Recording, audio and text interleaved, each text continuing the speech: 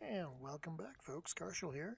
If you remember on our last episode, we had just finished repairing our ship in our Permadeath run. And at this point in time, we are actually able to get ready to get off this planet. It didn't take all that long from start to repair to get going. Now let's look at the fuel requirements necessary. In order to function much in space, we're going to have to keep refueling not only the launch thrusters, which we'll use every time we launch, but the pulse engine, which uses the mineral tritium. The only place that I have found that so far is in asteroids up in space. And the pulse engine allows you to basically get your butt in gear and move much faster through space than normal things do. So we're going to have to do some mining for that. Anyway, let's take off. And away we go. I kind of like this planet. It's got a nice look to it. One of the changes that has been put in place with Next is the ability to go into third-person view. I really haven't decided how I feel about that yet. For some things, for example, flying a ship like this, I kind of like it. For walking around in tight corridors or that kind of thing, to me, trying to use that view just seems a little bit clunkier. Now, the only real downside I can see with the third-person view in flight, because to me it looks a lot better, is that I don't have my HUD to display. And I've rather gotten used to that. I like being able to see not only my speed, but the radar screen there in the center, whether or not my weapon is getting close to overheating, all of that kind of stuff. So I go back and forth on it. I do definitely enjoy the view of it, though. I mean, just look at that. I know. I am also recently have purchased a gamepad. I used to be a pure mouse and keyboard player, but with some things the gamepad just seems like it worked better. Now, if you notice down here by the building there's that little circle just in front of the ship image. That is a landing area. When those circles go green and you press the right keys, you will land there. You will not have to worry about expending launch fuel to either land or then take off. Well, you never do when you land. So if you're low on fuel, or if it is a planet that might be hostile and you're not sure, look for those green circles. They enable you to land. Now, our quest is sending us up into space, so let's go do it and see what happens. Now, when I was talking about mining asteroids for tritium, this is the kind of thing I was talking about. You can also get other minerals here, some of which can sell for a pretty good penny. Okay, and there's the message coming in. This will give us our next destination if you're following the quest line. Now that we've got a ship up and running, it's not critical to do that. I personally think that it is worth doing because following the quest will also lead you into the basics of base building. And if you kind of abandon it at this point, I don't know how much of a pain in the butt it'll get back into it later. But we've got the coordinates for the next signal. We might as well start heading that direction.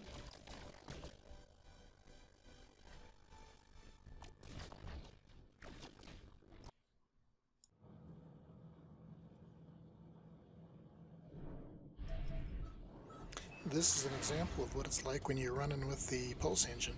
It kicks your speed into real high gear.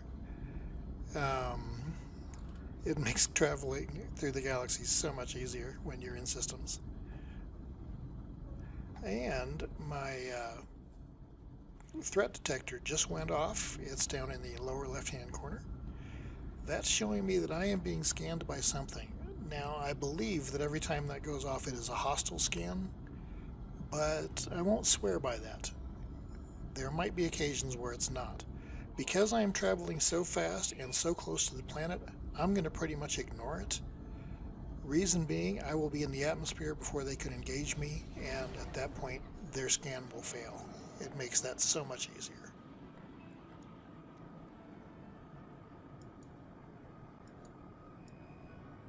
Now, being that this is a new planet, I know nothing whatsoever about it.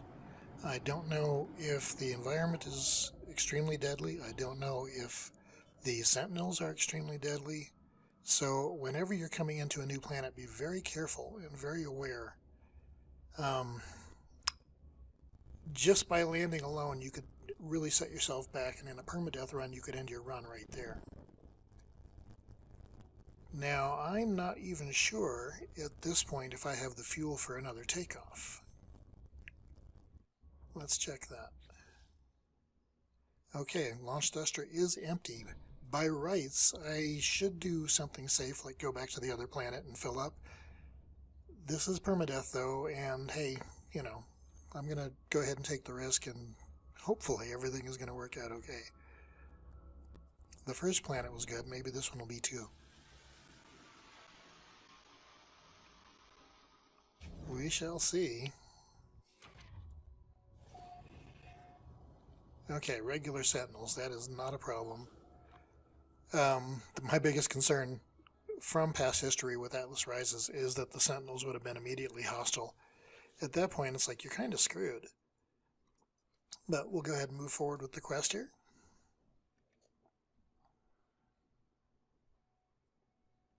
Decipher the signal.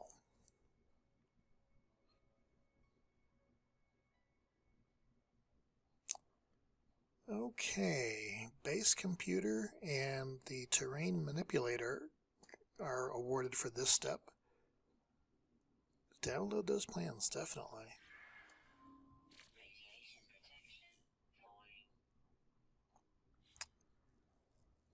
I know in the past Atlas Rises, they had a terrain manipulator as well. I never really used it. I'm not sure if I will here or not. And of course, hitting the save point. These are located all around. They give you the ability to restore where you are. With permadeath, that's not a huge thing because if you die, it's going to be wiped anyway. But when you upload data about the planet, you will actually get paid for that. So when they're convenient, it's good to hit them. Same thing with the scanning of the wildlife. Everything that you can upload and report to the main computers that has been undiscovered, you get paid for it. When you're just starting out, that can make a difference. You know, like that one was 1,000 units. Okay, 1,000 is not a whole heck of a lot, but it's better than not having it. And at this stage of the game, every little bit helps. It does add up.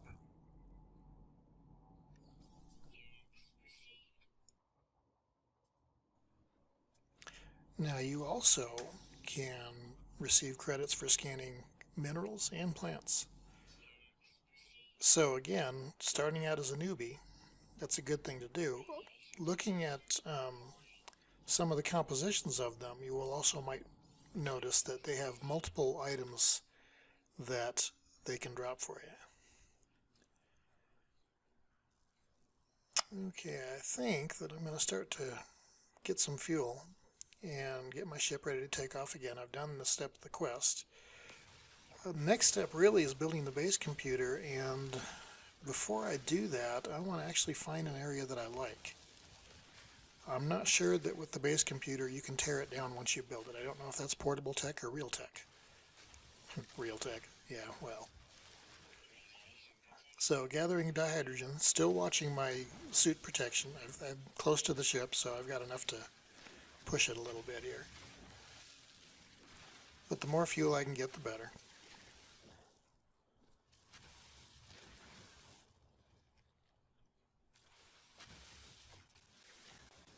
One thing I'm happy about so far on this planet, I have yet to actually see a storm come in. Sometimes those can catch you off guard and be a real pain in the butt. Okay, I've got to get back to the ship. It's about out. I think I'll make it. There we go. Now I can recharge. And of course, now that I'm back in the ship, I realize I don't have everything I need to make the fuel. You would think I'd have plenty of ferrite dust. But I'm going to have that metal plate, and that takes the ferrite dust to do it. If it's not one thing, it's another. There's an awful lot of that going on in this game.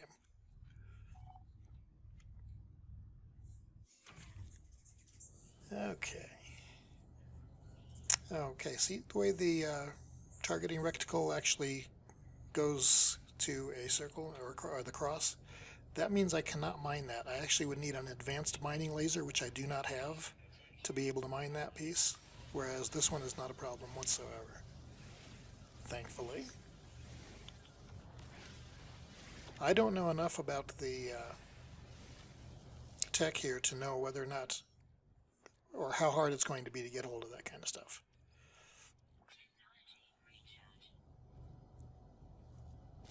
It's one of the nice aspects of jumping into a new update when the updates are so huge. In a lot of ways, it's almost like you're starting over. Oh, great. Sentinel inbound. Saw me mining and wants to get involved. That's almost a new behavior. They didn't used to do that. But I should have enough now to... Okay, can make the metal plate and can make the fuel. So I'm good for taking off. But that's only good for one takeoff. While I am here, and it's a relatively safe area, I might as well actually fill the tank all the way up. Suit's good enough? Yeah, we can go do this.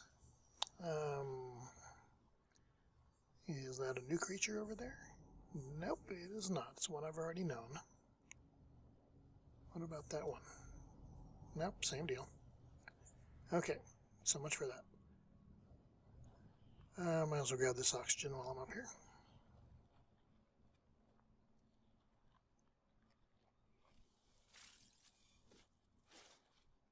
And back to grabbing a little bit more ferrite dust. It might be a good idea wherever you are to build 3 every time you land, at least until you've got a full stack. That way you just know you have a safety barrier.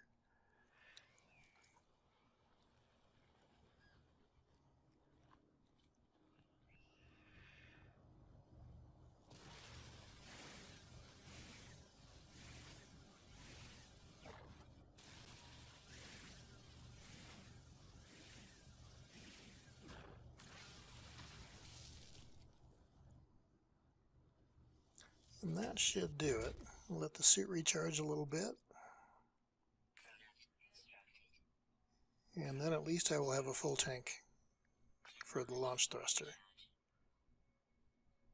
which hopefully will help me to keep from getting in too much trouble if I have to land in a hostile area. Now, my quest thingy is telling me that the next thing I need is the terrain manipulator. So what's that going to take to build? Carbon nanotubes, which is just carbon, and dihydrogen jelly. Okay, I can already make the jelly, so that's not a big deal. I do not have enough carbon for the nanotubes yet.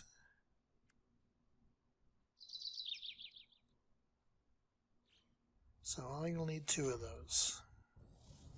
Luckily, there's plenty of carbon out here.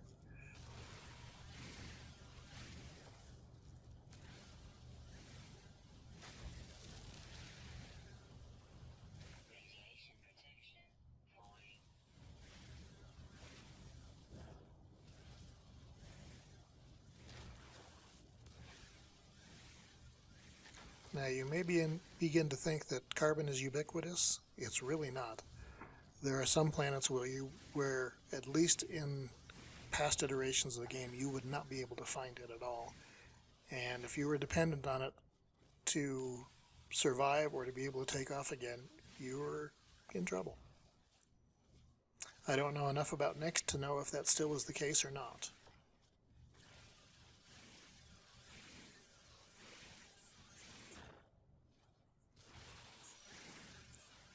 These freaking animals pathing through my beam. I really don't want to kill them, but hey, you know, if they're dumb enough to do that. None of them are anything new anyway, so.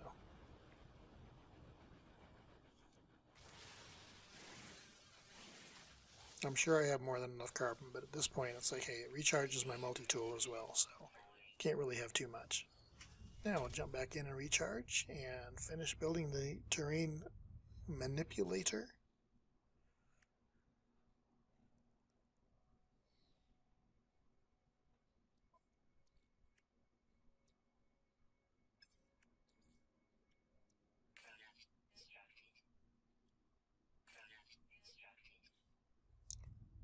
That should take care of that.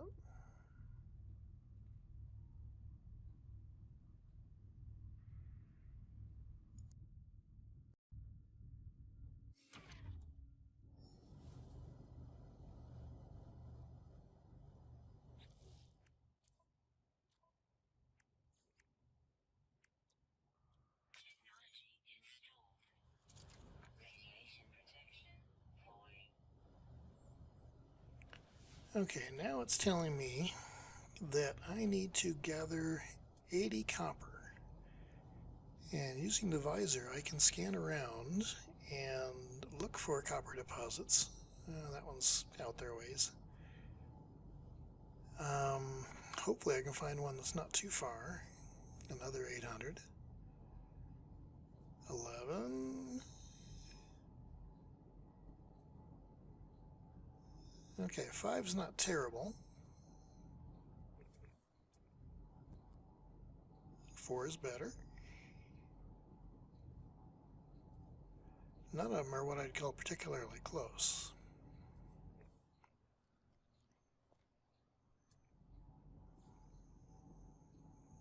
$6.50. That's probably about the best one I'm going to find because I'm not seeing a lot out here. Ooh, creature. Moved too far away.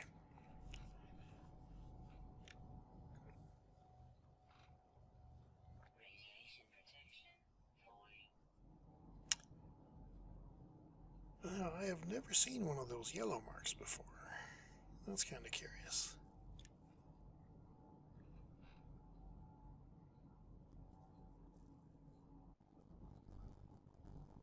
Well, that one at 650 or 690 or whatever it is, that might be the closest one. And got him. Good. Gonna recharge my suit and then head over and try to get that copper.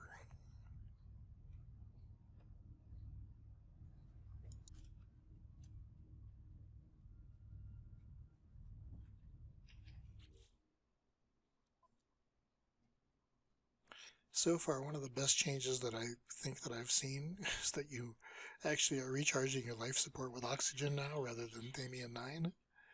It just seems to hold together a little bit better that way to me. And the suit's almost ready. Let's get the heck out of here and go. Now, since I had tagged that copper, it shows up really easy on the map and I don't have to rescan for it. Might as well get this oxygen while we're on the way. Ooh, and more flyers. Flyers can sometimes be a real pain in the butt to scan, depending on how big they are, how fast they move, and what is between you and they. Those weren't too shabby. Okay, looks like we have to go around this rock outcropping. Pardon me, I just learned how to speak yesterday.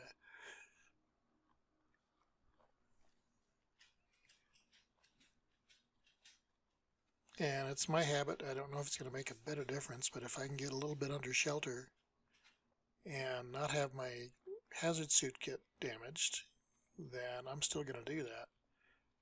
That has become such a long-ingrained habit. You know, I've done well over 1,000 hours in No Man's Sky prior to this, so my mind just tends to automatically go there. But it sure doesn't look like it is set up to be as easy as it used to be. I've got plenty of sodium, so I guess it's not really a big deal, but might as well drop down here and get these as well.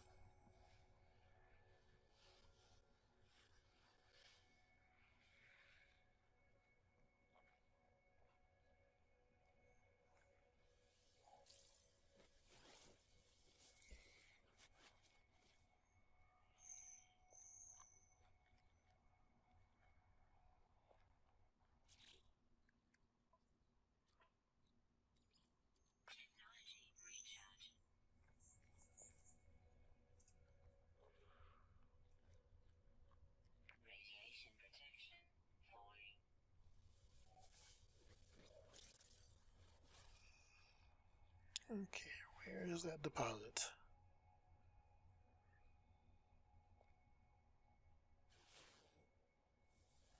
It should be visible, I'm thinking. You gotta be kidding me. Okay, that is a first. I've never seen it direct me to, I guess for lack of a better term, one of the Sky Islands. Might as well get some fuel while I'm over here. That is just ridiculous. Well, I still need copper, so hopefully there's a more accessible source not too far away. Though I gotta be honest, it's not looking particularly good at the moment.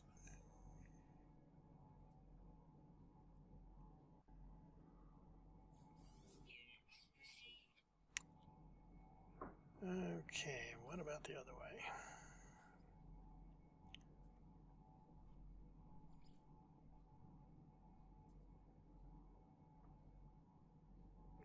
Well, that might be my best bet. Hopefully it's not going to be all that far from the ship when I need to go back, and at the same time, hopefully it's on the ground. I still can't believe that one was up on the island.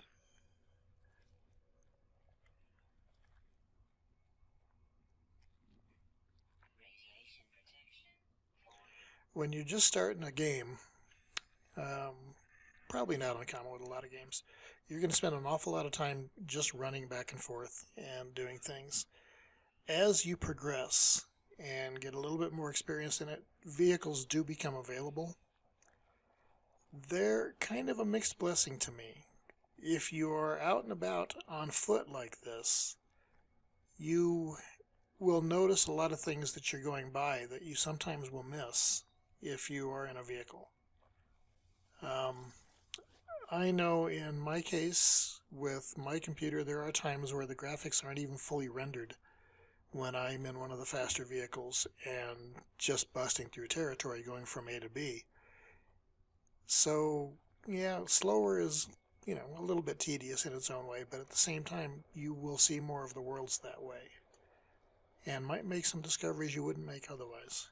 I hate these. That has to go.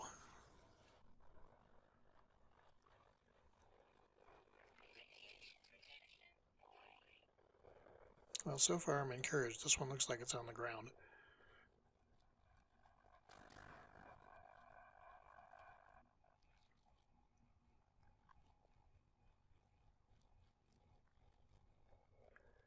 And yes, it is. You can see it there. Excellent.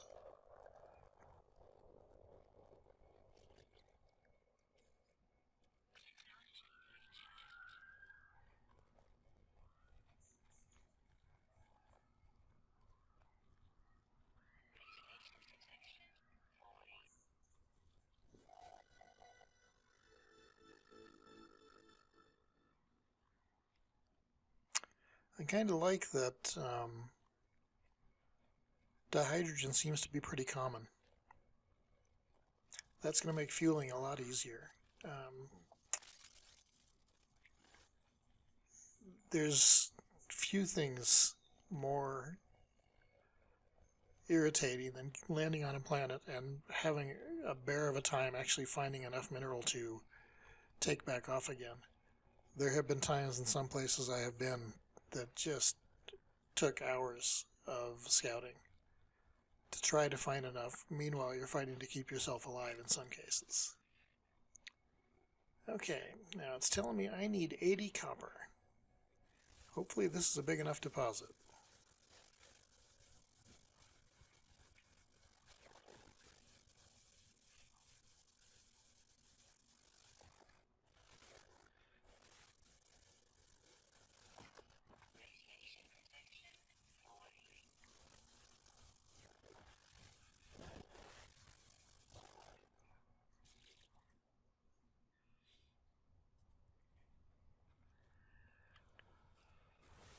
Man, that terrain manipulator blows through its charges fast. Luckily, you can charge it with either the ferrite dust or pure ferrite. I'm not sure if you can use magnetized ferrite as well. But, you know, that just means more running around and make work with that kind of stuff. 73 copper. I gotta be able to pull another 7 out of here. Please. That would be a pain in the butt if I had to go find another node just for 2 or 3.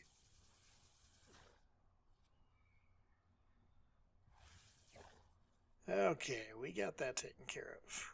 Gotta recharge the suit real quick.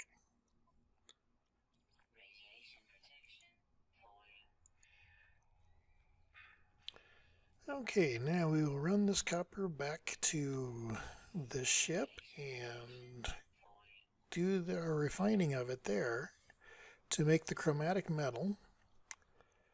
I could do it out here in the field, but there's really no point to it because I'm going to need it for a base computer, which I'm not even sure where I'm going to put that yet. I do kind of like the thought of putting a base on this planet. The terrain is pretty wide open. Haven't ran across any canyons or major obstructions to getting around at this point. The weather is relatively mild. Oh, crap. Whip thing. Didn't notice that. So I think that it would be a fairly decent place to start and run through the initial learning process of doing a base with the update. I don't know if I can find a really nice spot. I'm a little bit picky on where I would want that to be. Granted, I could do a base probably just about anywhere because they said with this patch they really opened that up, but I'm looking for a particular type of setup. And more sodium, I'm going to grab that on the way by. You can never really have enough at this point. I suppose eventually I'll get to the point where I have plenty.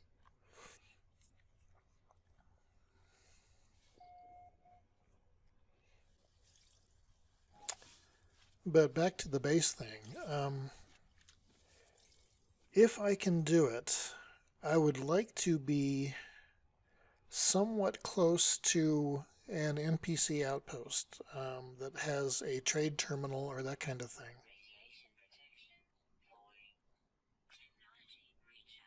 Well, that's kind of weird. Just did the recharge of the suit, and when I brought up the recharge menu, it went to like a stack of 30. I've got much bigger stacks than that. I wonder if it automatically defaults to the lowest one or something. I don't know. Doesn't matter, I guess. Just seems kind of strange. Back to the base thing again.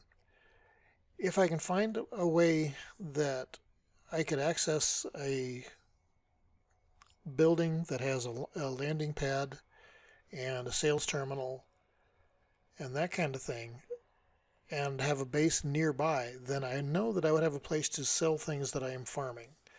When I say farming, I don't necessarily mean growing crops and that kind of thing, although that might occur. But I could go out and fill a backpack full of, say, gold or salt or copper or whatever, and have a merchant nearby to just go dump it all. I think that would be a good idea, and I might look for a situation that is somewhat similar to that. And my suit's not bad, but I'm going to go ahead and jump in and recharge.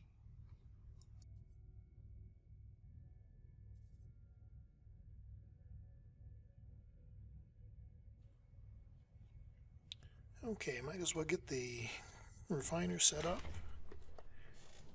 and start the copper working.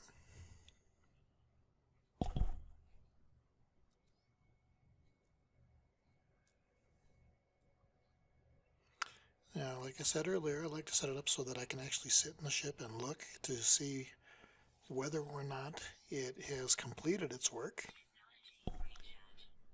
We'll transfer the copper over into that, and we'll get the chromatic metal out of it. It's a 2-to-1 ratio, so we should get 40 back. I will just sit here in the ship while it's working. And I think I've decided that I would like to put a base on this planet. Not where I am right at this moment, although being that I'm close to a save point, I'm not sure that I could. But I think that I'm going to want to fly around and actually just take a look.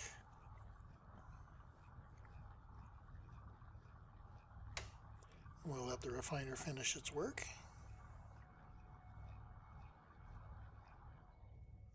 Dang, it's done.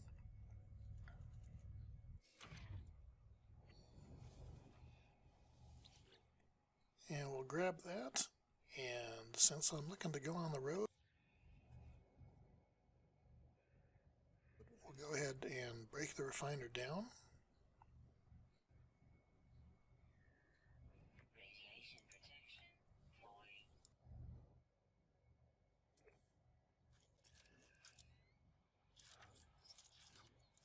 And let's jump into photo mode and see what's in this immediate area, and see if there's something that we like.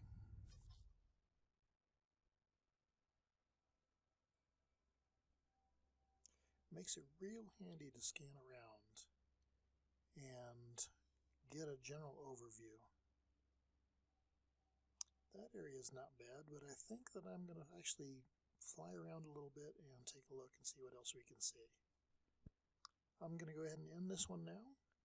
Please feel free to comment, like, share, and if you haven't already, please subscribe. I will look forward to seeing you here on the next one. Karshel out.